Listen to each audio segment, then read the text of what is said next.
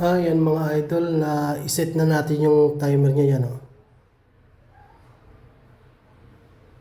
Pag bumaba pa ng 37.5 yan, sisindi na yung ilaw mga ka-idol.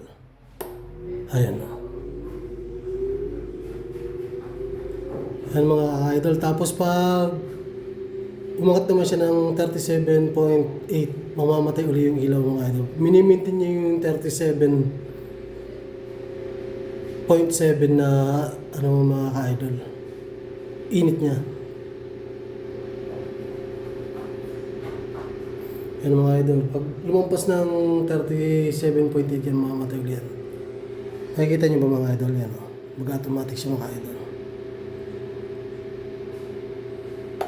Yan. 37.8 namamatay siya. Yan. Lilipat ulit siya mga idol.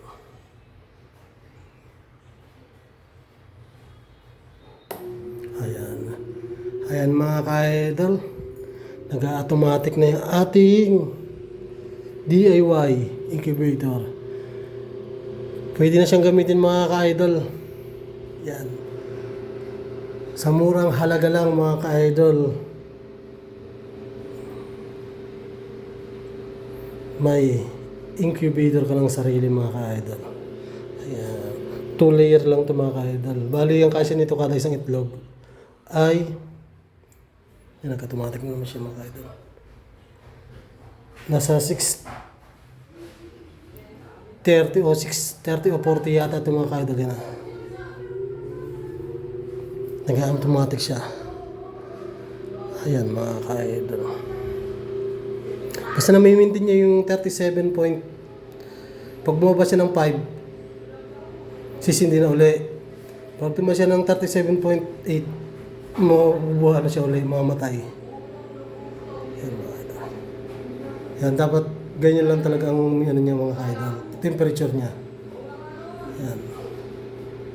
37.5 lang dapat ang niya. Matay siya mga idol, di ba? 37.8 na siya.